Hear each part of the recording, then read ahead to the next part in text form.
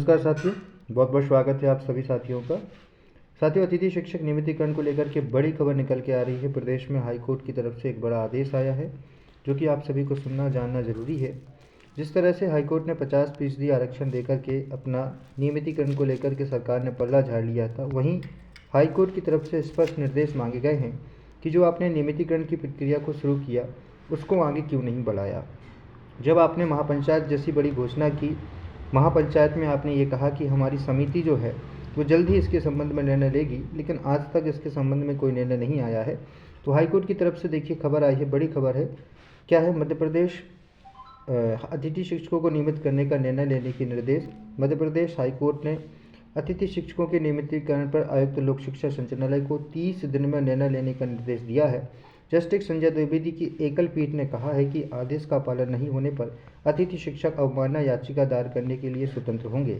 अतिथि शिक्षकों की ओर से दायर याचिका में कहा गया है कि 10 साल से अधिक सेवाएं वो दे रही। यहाँ देख सकते हैं लिखा हुआ है कि प्राथमिक शिक्षकों का निलंबन आदेश। हाईकोर्ट जस्टिस विनय सराफ जी की एकल पीठ ने याचिकाकर्ताओं का निलंबन आदेश अनुचित पाते हुए निरस्त कर दिया है। छतरपुर निवासी प्राथमिक शिक्षक हृदत्त शुक्ला और इंद्र गौतम जी की ओर से दलील दी गई थी कि 16 अक्टूबर 2019 को याचिकाकर्ताओं को एक शिकायत के आधार पर एक पक्षीय तरीके से निलंबित कर दिया था, जिस पर कोर्ट ने पूर्व में अंतरिम आदेश के जरिए 3 दिसंबर 2019 को स्टे दिया था।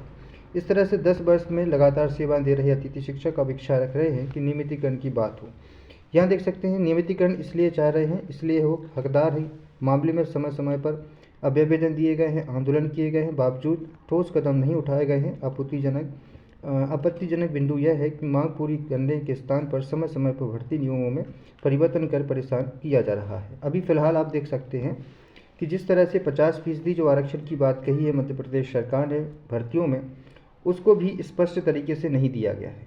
अगर आप ये अनुमानित करें कि पात्रता परीक्षा पास अभी वर्तमान में कितने अतिथि शिक्षक हैं, तो ये भी आप लोगों को आंकड़े काफ़ी कम देखने को मिलेंगे। कहने का मतलब ये है कि जो वास्तविक अतिथि शिक्षकों का लाभ है वो नियमितीकरण के साथ जुड़ा है। हालांकि इसमें आप विभागीय परीक्षा का आयोजन कर सकते हैं। अगर आपको तात्कालिक तौर पे नहीं करना है तो विभागीय परीक्षा लीजिए, जिसमें सिर्फ वह अतिथि भागीदार होंगे जो पिछले कई वर्षों से काम कर रहे हैं। अनुभव के आधार पर उन्हें अंक प्रदान किया जाना चाहिए। इस आधार पर हाईकोर्ट ने भी कहा है कि आप 30 दिन के अंदर नियमितीकरण को लेकर के ठोस कदम उठाएं, या सरकार को यह निर्देश दिए हैं कि जो महापंचायत की आपने घोषणा दी थी उसके संबंध में आप जल्दी प्राथमिक करें, और ये सीधा डीपीआई आयुक्त के लिए आदेश दिया गया है। तो देखना ये होगा कि डीपीआई इसको लेकर के क्या प्रतिक्रिया करता है। हालांकि सरकार ने भी कह दिया है कि हम समिति बनाएंगे और तात्कालिक तौर पर इस पर निर्णय लेंगे।